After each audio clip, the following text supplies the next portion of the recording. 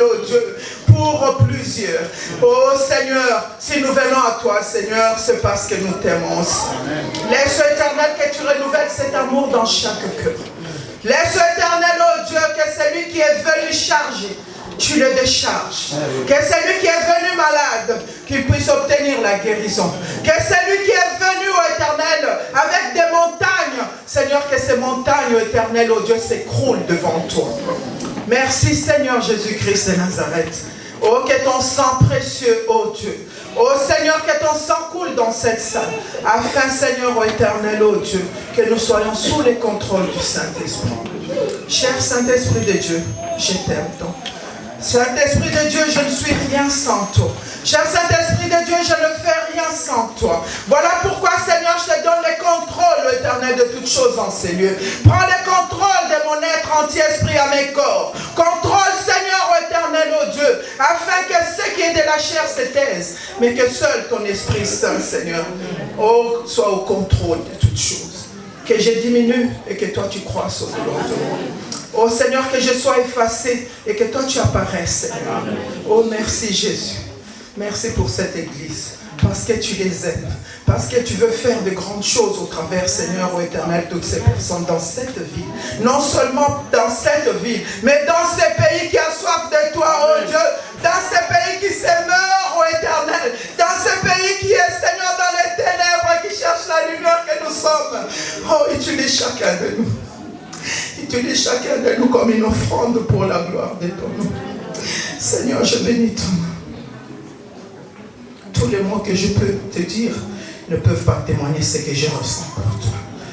Seigneur, merci. Amen.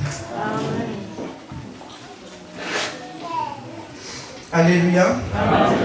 Bien-aimé. Alléluia. Amen. Il est vivant. Il est ressuscité. Qui?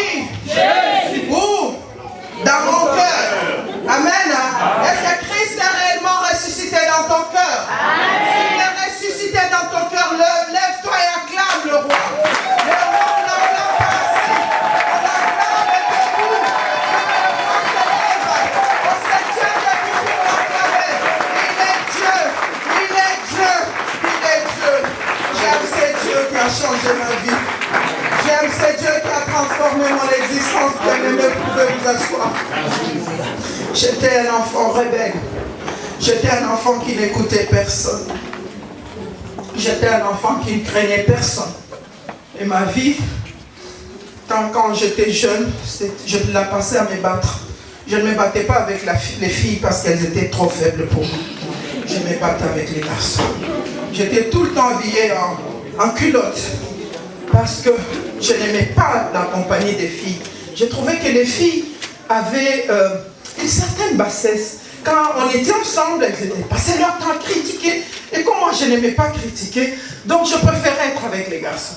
Parce qu'avec les garçons, on faisait des vrais jeux, on se battait, on discutait, mais on ne critiquait pas. Amen. Amen. Ils sont différents de nous. Amen. Donc, le Seigneur avait mis une semence en moi, mais je ne comprenais pas. Et j'ai marché comme ça. J'ai marché comme ça jusqu'à ce que j'ai vraiment rencontré le Seigneur.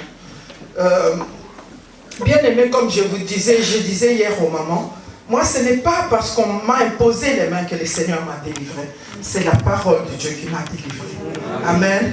Quand j'entendais la parole de Dieu, j'écoutais la parole de Dieu. Je ne la prenais pas pour mon voisin, je la prenais pour moi. Je disais, ça c'est moi. C'est toutes ces choses qu'on dénonce ce mois.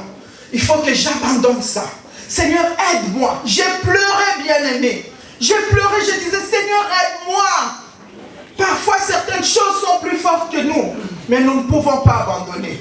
Nous devons seulement nous remettre entre les mains de Dieu. Alléluia. Amen. J'ai béni Dieu parce que c'est le Saint-Esprit qui nous conduit. J'ai entendu le frère qui a prié un moment. Papa Michel a demandé à un frère de prier. Et ce frère a donné une partie de mon message. Donc, ça confirme toujours que nous sommes avec le Saint-Esprit. Hier, quand maman Yolande a donné son message, c'était la continuité, c'était le début de mon message. Amen. Hein? C'est pour ça que nous devons écouter le Saint-Esprit. Nous devons rester sous la présence du Saint-Esprit. On ne peut pas servir Dieu avec la chair, bien-aimée. La chair est trop mauvaise. La chair, elle va raconter des mauvaises choses. Mais quand on se laisse guider par le Saint-Esprit, le Seigneur agit. Et le Seigneur change de vie. Et ce matin, le Seigneur veut changer une vie. Si c'est vraiment ta vie que le Seigneur va changer, acclame le grand roi.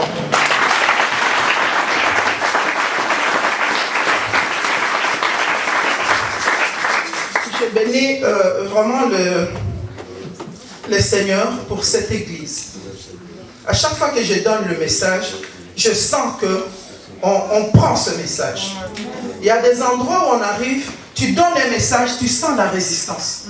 Tu sens que les gens ne veulent pas changer. Et j'ai béni Dieu, je l'ai dit hier à votre pasteur, je lui ai dit, pasteur, vous avez de la chance. Vous avez des gens qui veulent vraiment changer. Amen. Et quand on veut changer, le Seigneur nous accompagne dans ces changements. Amen. Donc vraiment, je bénis le Seigneur pour votre équipe pastorale qui m'a fait confiance pour que je puisse vous apporter le message. Parce que s'ils ne me font pas confiance, s'ils sont comme les autres qui disent « Femme, tais-toi et assis-toi », je ne me serai pas tenu devant vous. Je reconnais que c'est une grâce. Je n'ai rien fait pour le mériter, bien-aimé. Je n'ai pas cherché à être à côté des serviteurs de Dieu. Mais à chaque fois que j'arrivais dans une église, j'étais toujours à côté des serviteurs de Dieu. Parfois, je m'éclipsais. Je ne voulais pas rester avec les serviteurs de Dieu. Mais il m'attirait vers eux. Amen. Amen. Et une fois, il y a même une église qui a commencé dans ma maison. Il y avait un pasteur qui était parti d'une assemblée, et puis il cherchait des gens avec qui il pouvait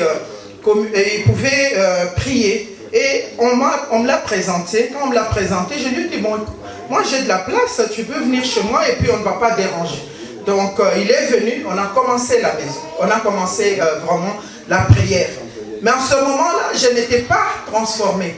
J'étais vraiment la vieille créature dont la Bible parle. Je ne pardonnais pas, je ne supportais pas certaines choses. Quand je disais que c'était comme ça, ce n'était pas autrement. Amen, hein? Amen. Et on a commencé cette église bien-aimée. Les gens ont commencé à venir. J'avais vraiment la grâce d'attirer les gens vers moi. Et puis, on a pris une salle sur Paris. Et quand on a commencé maintenant, les gens, vraiment, c'était une vraie église. Et un jour, j'ai vu le comportement de la femme du pasteur qui commençait à me dire, oui, mais toi, j'avais des petits-enfants. Mes enfants étaient encore petits, je n'avais pas de voiture, je les traînais, j'habite à 45 km de Paris, et je traînais mes enfants pour aller à l'église. Malgré tous les sacrifices que je faisais, cette femme, à chaque fois, elle me disait, mais toi, pourquoi tu viens toujours en retard? Parce que quand nous, on était chez toi, on ne venait pas en retard. Elle venait, elle n'avait pas d'enfants. Amen, hein? Elle venait seulement, elle et son mari, elle s'est comparée à moi qui avait des petits-enfants. Je ne fais pas traîner les enfants, je ne sais pas comment. Donc, quand elle a commencé à faire ses remarques, j'ai dit, bon, écoutez, on a commencé cette histoire ensemble, moi j'arrête. Amen. Et je me suis arrêtée. Pour vous dire que quand on n'est pas changé, quand on n'est pas transformé, on ne peut pas supporter certaines choses. Amen, hein? Nous allons partager dans les livres de Jean. C'est une histoire que vous connaissez très bien. C'est l'histoire de la Samaritaine. Mais nous allons intituler ces sujets Christ, source d'eau vive. Amen, hein? Amen. Je vais lire, parce que j'aime lire. Ma mère spirituelle lisait toujours de longs textes et je vois que je lui ressemble. Les seigneurs sut que les pharisiens avaient appris qu'ils faisaient... Jean 4, Jean chapitre 4. À partir du verset, on va prendre du verset 1 au verset 25, et on va prendre encore Jean 4, à partir du verset 39 jusqu'à 42. Les seigneurs sut que les pharisiens avaient appris qu'ils faisaient et baptisaient plus de disciples que Jean. Toutefois, Jésus ne baptisait pas lui-même, mais c'était ses disciples. Alors, il quitta la Judée et retourna en Galilée. Comme il fallait qu'il passât par la Samarie, il arriva dans une ville de Samarie nommée Sichar, près du champ que Jacob avait donné à Joseph, son fils. Là se trouvait le puits de Jacob. Jésus, fatigué du voyage, était assis au bord du puits. C'était environ la 6e heure. Une femme de Samarie vint puiser de l'eau. Jésus lui dit, « Donne-moi à boire », car ses disciples étaient allés à la ville pour acheter des vivres. La femme samaritaine lui dit, « Comment toi qui es juif me demandes-tu à boire ? Et moi qui suis une femme samaritaine. Les Juifs en effet n'ont pas de relation avec des Samaritains. » Jésus lui répondit, « Si tu connaissais les dons de Dieu, et qui est celui qui te dit, donne-moi à boire, tu lui aurais toi-même demandé à boire, et il t'aurait donné de l'eau vive. Seigneur, lui dit la femme, tu n'as rien pour puiser et le puits est profond. D'où aurais-tu donc cette eau vive? Es-tu plus grand que notre père Jacob, qui nous a donné ces puits et qui en a bu lui-même ainsi que ses fils et ses troupeaux? Jésus lui dit, quiconque boit de cette eau aura encore soif, mais celui qui boira de l'eau que je lui donnerai n'aura jamais soif. L'eau que je lui donnerai deviendra en lui une source d'eau vive qui jaillira jusque dans la vie éternelle. La femme lui dit, Seigneur, donne-moi cette eau afin que je n'ai plus soif et que je ne vienne plus puiser ici. Va, lui dit Jésus, appelle ton mari et viens ici. La femme répondit, je n'ai point de mari. Jésus lui dit, tu as eu raison de dire, je n'ai point de mari, car tu as eu 5 maris, et celui que tu as maintenant n'est pas ton mari. En cela, tu as dit vrai. Seigneur, lui dit la femme, je vois que tu es prophète. Nos pères ont adoré sur cette montagne, et vous dites, vous, que le lieu où il faut adorer est à Jérusalem. Femme, car le salut vient de Juifs, mais l'heure vient, elle est déjà venue, où les vrais adorateurs adoreront le Père en esprit et en vérité. Car ce sont là les adorateurs que le Père demande. Dieu est esprit et il faut que ceux qui l'adorent en esprit et en vérité. La femme lui dit, je sais que le Messie doit venir, c'est lui qu'on appelle Christ. Quand il sera venu, il nous annoncera toutes ces choses. Amen. Jésus lui dit, je le suis, moi qui te parle. On passe maintenant au verset 39. Plusieurs Samaritains de cette ville crurent en Jésus à cause de cette déclaration formelle de la femme. Il m'a dit tout ce que j'ai fait. Aussi, quand les Samaritains vinrent le trouver, ils le prièrent de rester auprès de lui et il resta là 2 jours. Un beaucoup plus grand nombre crurent à cause de sa parole et il disait à la femme, ce n'est plus à cause de ce que tu as dit que nous croyons, car nous l'avons entendu nous-mêmes et nous savons qu'il est vraiment le sauveur du monde. Amen. Amen. Donc nous pouvons nous asseoir au nom de Jésus. Bien aimé, c'est un passage que tout lecteur de la Bible connaît bien. Celui qui a lu au moins une fois, celui qui a fréquenté les églises, il a déjà entendu ce message. Ce n'est pas un nouveau message que je vous apporte, mais c'est le vrai message. Le message qui change de vie, le message qui transforme. Bien aimé, à cette époque, les Juifs et les Samaritains ne s'entendaient pas. Ils étaient ennemis. Comme parfois, comme ici, à un moment, les Français et les Allemands ne s'entendaient pas. Vous vous rendez compte maintenant, un Français qui va en Allemagne et qui va leur annoncer la parole, il se serait fait lapider. Mais Christ, comme il avait une mission à accomplir, bien aimé, Christ n'a pas eu peur. Il n'a pas dit que je ne veux pas aller voir ce peuple, parce qu'il était venu sauver le monde. Amen. Christ est venu sauver tout le monde, c'est lui qui dispose de son cœur, c'est lui qui croit en lui. Le Seigneur est là, il veut le sauver. Amen. Et nous voyons cette femme, pendant que les disciples de Jésus étaient partis pour acheter à manger. Vous pensez que Christ n'avait pas faim? Il avait aussi faim, mais il est resté parce qu'il avait une mission à accomplir.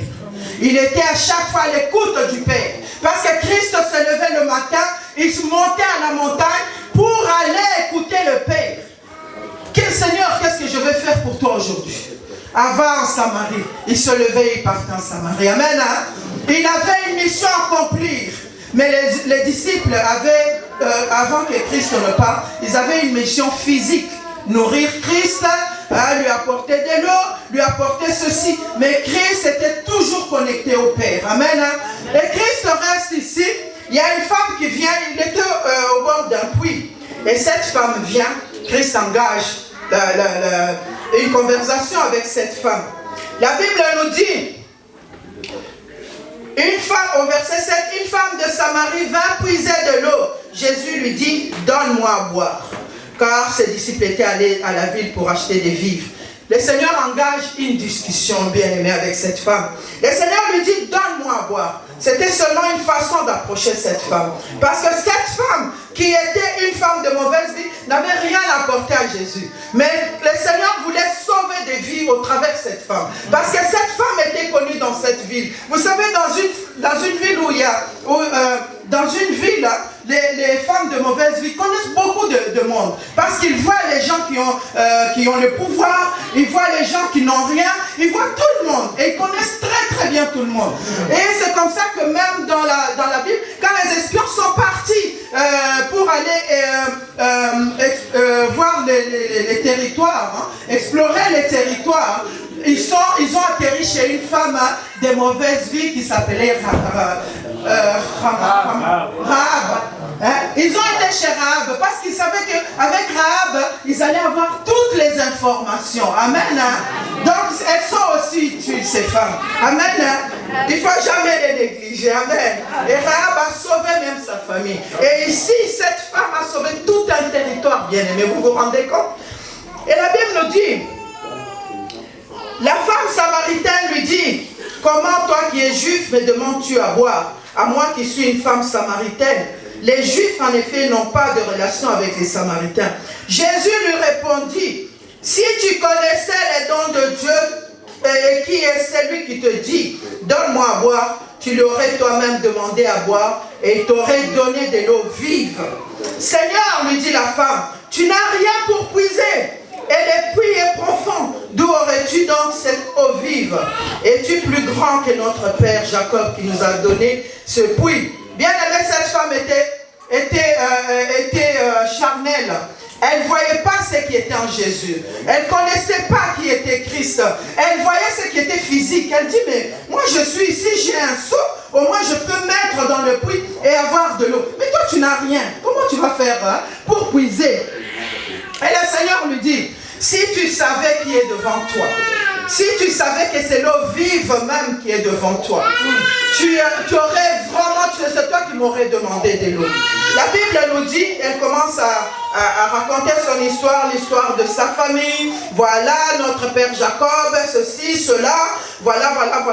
Jésus lui répondit au verset 13, quiconque boit de cette eau aura encore soif. Mais celui qui boira de l'eau que je lui donnerai n'aura jamais soif. Amen. Oh, quelle affirmation.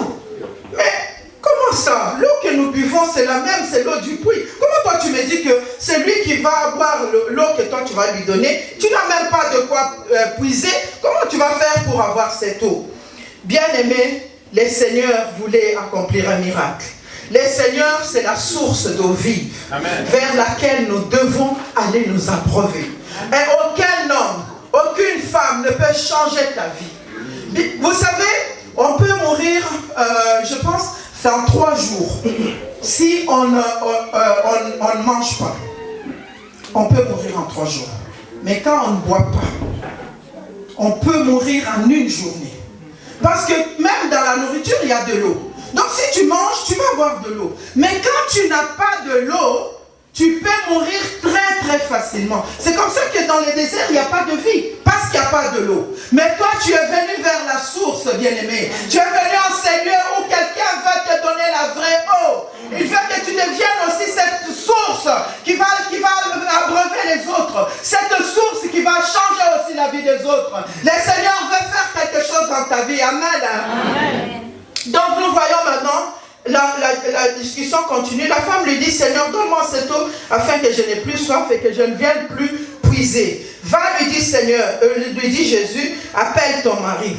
Il change carrément de conversation. Il commence à lui parler maintenant de sa vie. La femme répondit, je n'ai point de mari. Jésus lui dit, tu as eu raison de dire, je n'ai point de mari, car tu as eu 5 maris. Et celui que tu as maintenant n'est pas ton mari. En cela, tu as dit vrai. Cette femme avait quelque chose de vraiment important. c'était la vérité. Combien nous venons dans l'église, tu as un sérieux problème. Mais quand tu t'approches de l'homme de Dieu, tu ne lui dis même pas la vérité. Combien? Combien? Mais quand tu ne dis pas la vérité, tu ne peux pas être guéri. Quand tu ne dis pas la vérité, tu ne peux pas être sauvé. Bien aimé, quand nous nous approchons des médecins, nous disons toute la vérité. Mais quand nous nous approchons des hommes de Dieu, nous disons la moitié de la vérité. Et cette femme avait la vérité en elle. Elle a dit non, Seigneur, moi là où je suis, là, je n'ai pas de mari. Et le Seigneur a apprécié sa franchise. Il a dit, mais c'est très bien. Hein? Parce que voilà, ta vie c'était comme ça. Le Seigneur lui a relaté maintenant l'histoire de sa vie. Ah, mais un juif qui vient devant les Samaritains et qui connaît mon histoire, mais il ne vit pas ici. Comment il connaît? Cela a touché la femme. Le Seigneur lui dit, la femme, je vois que tu es prophète. Nos pères ont adoré. Elle débarque aussi sur un autre épisode. Elle parle maintenant de la montagne. Vous dites que vous, les lieux où vous adorez, est à Jérusalem. Femme, lui dit Jésus, crois-moi, l'heure vient où ce ne sera ni sur cette montagne, ni à Jérusalem que vous adorez le Père. Vous adorez ce que vous ne connaissez pas. Nous adorons ce que nous connaissons, car le salut vient des Juifs. Mais l'heure vient, et elle est déjà venue, où les vrais adorateurs adoreront le Père en esprit et en vérité, car ce sont là les adorateurs que le Père demande. Dieu est esprit et il faut que ceux qui l'adorent l'adorent en esprit et en vérité. La femme lui dit, je sais que le Messie doit venir, c'est lui qu'on appelle Christ. Quand il sera venu, il nous annoncera toutes ces choses. Bien aimés, nous avons la grâce. Vous vous rendez compte s'il fallait aller tous les jours en Israël pour aller adorer Dieu? Mais ça serait... Il y a des gens qui n'auraient même pas la possibilité d'aller. Amen. Mais le Seigneur a fait de notre corps son temple. Quand cette source jaillit en nous, le Seigneur prend le contrôle. Le Seigneur vient prendre le contrôle. Il vient faire couler son eau en nous. Et nous avons, quand nous adorons, il est là avec nous. Amen. Il apprécie notre adoration.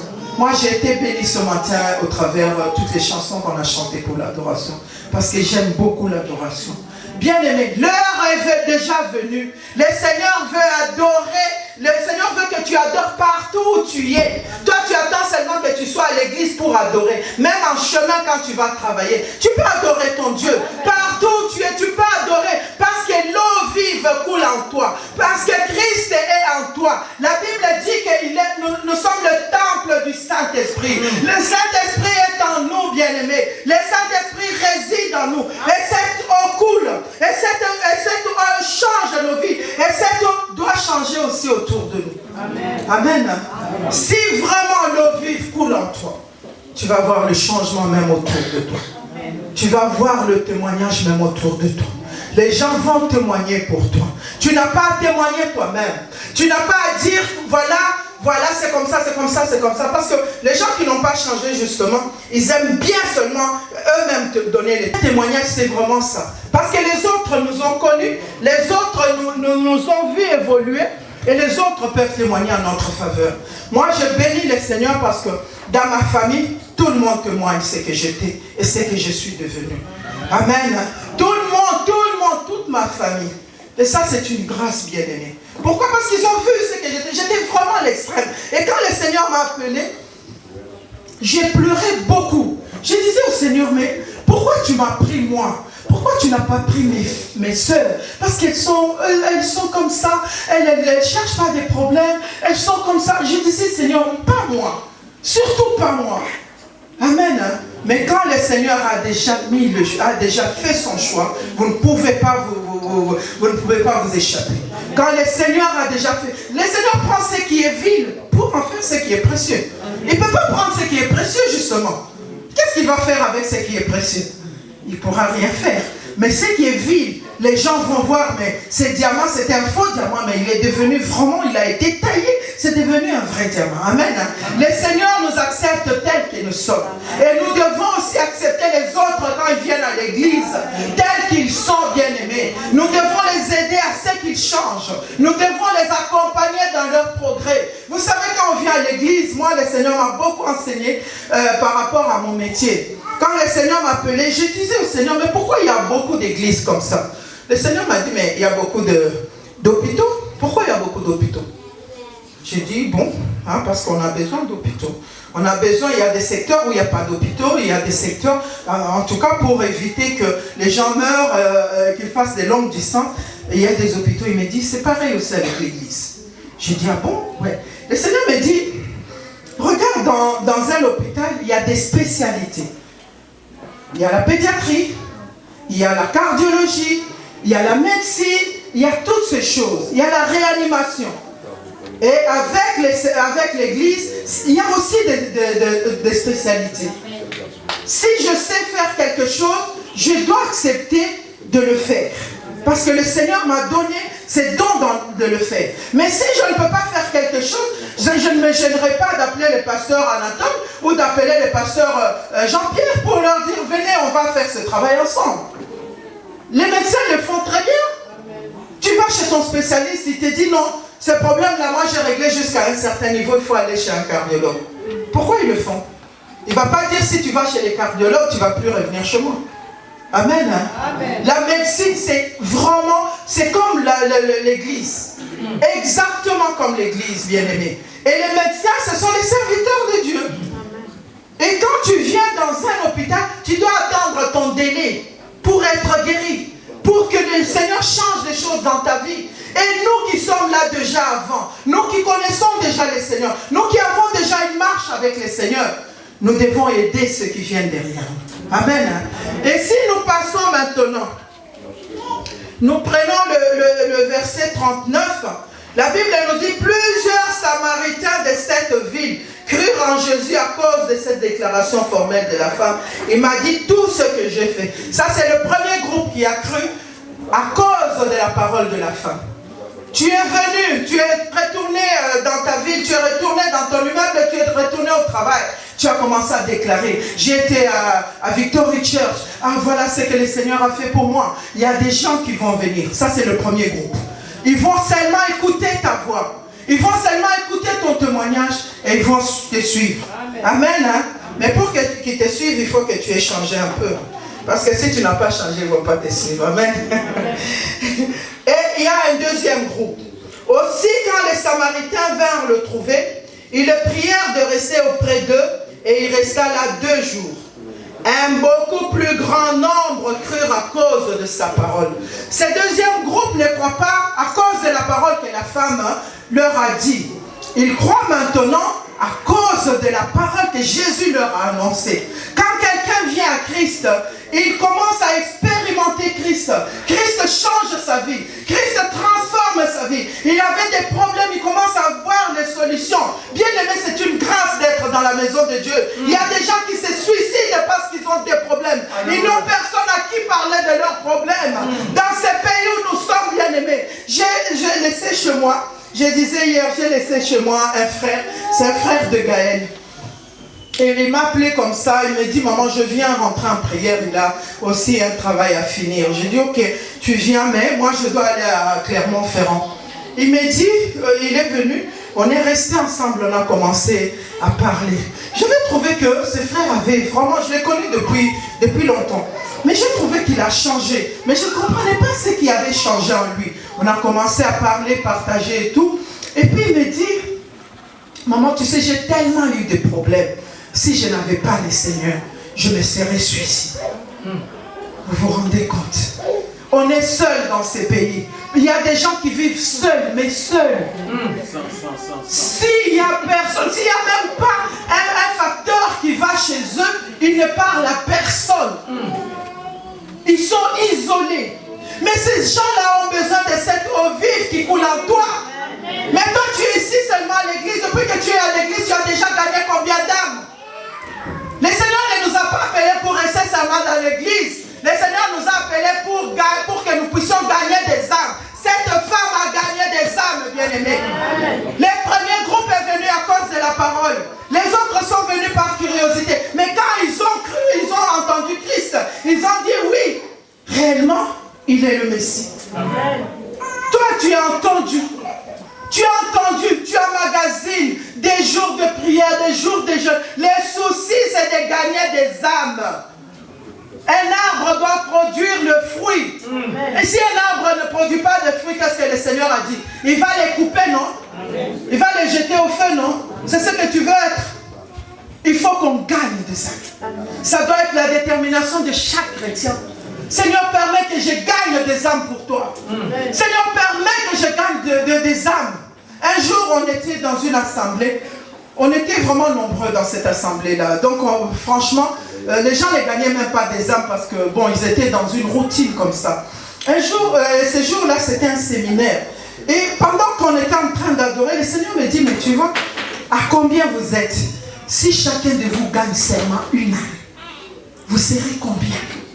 Et j'ai regardé autour de moi. Toujours les mêmes têtes que je voyais. Toujours les mêmes têtes que je voyais. J'ai dit, c'est vrai, Seigneur. Notre souci doit être de gagner des âmes. Alléluia. Le Seigneur veut que tu sois cette source d'eau vive qui coule dans ta maison, qui coule dans ta famille, qui coule sur ton lieu de travail, qui coule partout. Il faut qu'on t'appelle même, ta mairie t'appelle pour te dire, mais franchement, depuis que vous êtes rentré dans notre quartier là, les choses ont changé. Amen. Parce que tu es cette source qui coule même dans ton quartier. Est-ce qu'il nous arrive de prier même pour les gens, nos voisins? Nous sommes là toujours avec nos problèmes. Nous sommes là en train de prier seulement pour nos problèmes. Et quand est-ce que nous allons prier pour ceux qui se perdent? Quand est-ce que nous allons prier pour les autres? Bien-aimé, ça doit être ton souci. Ça doit être mon souci. Amen. Hein? Amen. Hein? Amen. Il y a des vivants ici, n'est-ce pas? Amen. Nous devons gagner des âmes. Un jour, j'étais partie à Londres parce que j'avais un travail de Dieu à faire. Et dans la maison, je suis arrivée. C'était la fille de ma marraine de mariage. Elle devait se marier. Et dans l'église où elle priait, quand le garçon est arrivé, on l'a rejeté. On a dit non, c'est un aventurier. Il vient seulement comme ça, juger les gens sans les connaître. Et puis, c'est la vérité. Moi, je dis toujours la vérité. Alors, ces garçons, je suis arrivée dans leur maison, ils m'ont expliqué, ma marraine déjà m'avait expliqué. Elle m'a dit, ah, tu vas là-bas, voilà le travail qui est accompli. J'ai dit, ok, il n'y a pas de souci. J'arrive, je reste dans la maison, je leur dis, moi je vais être en prière, je vais être en jeûne. Et nous, on va passer quelques moments seulement, parce que le garçon, c'était un ancien converti qui avait rétrogradé. Et j'ai dit, bon, je ne veux pas trop le bousculer, moi je vais être en jeûne pour lui, et le Seigneur va faire le travail. Et j'étais en jeûne pour lui, je dormais par terre, et il me dit, mais maman, au bout de 3 jours comme ça, il me dit, mais toi, moi je mange, et toi tu ne manges pas. J'ai dit, ne t'inquiète pas de moi, moi je m'occupe, et Dieu s'occupe de moi. Amen. Et puis on est resté comme ça. Quand on a terminé, je lui avais donné des prières de repentance. Quand on a terminé, il vient me voir. Il me dit, maman, je vais te dire tout ce que j'ai dans mon cœur. J'ai dit, ok, dis-moi. Il me dit, tu vois là où je suis là, toute ma garde-robe, c'est des habits que je voulais. Oui. Il me dit, bon, qu'est-ce qu'il faut que je fasse? J'ai dit, amène tout ça, on va détruire ça. Et tu vas reprendre une autre vie. Bien aimé, il avait des habits de marque. Il a amené, on a détruit. Et ces garçons se levaient. Aujourd'hui, sert Dieu à Londres. Amen. Amen. Hein? Mais vous vous rendez compte, si moi aussi je l'avais rejeté, si moi aussi je l'avais jugé, aujourd'hui, il gagne des âmes. Et je sais que j'ai un bénéfice aussi dans les âmes qui gagnent. Amen. Ah, amen. J'ai aussi un bénéfice parce que quand lui, il gagne aussi pour moi. Amen. Amen. Nous devons vraiment supporter les autres. Quand nous avons Christ, nous devons avoir les caractères de Christ. Si Christ avait jugé cette femme bien-aimée, il n'aurait pas gagné tout un village. Mais comme il s'est approché d'elle, il a eu vraiment la diplomatie. Il a dit, je veux faire un travail ici. Si toi aussi tu te dis, je veux faire un travail, le Seigneur va t'aider dans ce que tu vas faire. Et tu vas gagner cette église. Je veux quand la prochaine fois que je viendrai, je vais trouver vraiment toutes les places prises. Amen. Amen. Chacun de nous doit s'engager à gagner au moins une âme. Il nous reste encore 6 et 7 mois ou je ne sais pas combien là. Une âme, ce n'est pas compliqué. Amen. Hein? Nous devons vraiment aimer les autres. Ça, c'est l'amour. Quand tu aimes quelqu'un, tu veux qu'il soit sauvé, non? Amen. Mais quand tu l'aimes pas, tu t'en fous. Oh, même s'il va en enfer, ce n'est pas mon problème. Amen. Mais nous devons avoir des soucis. Parce que la Bible nous dit, pour une seule âme qui est gagnée, il y a la joie dans le ciel. Amen. Vie à Christ. Amen. Hein? Je ne vais pas être très très long parce que le pasteur m'a dit que la prochaine fois j'étais trop long. Donc je bénis le Seigneur. On se donne un objectif. Que tu sois à l'école du dimanche, que tu sois à la chorale, que tu sois pasteur, chacun de nous doit gagner une âme. La prochaine fois que je viendrai, j'aimerais voir les âmes que vous avez gagnées. Que le Seigneur vous bénisse.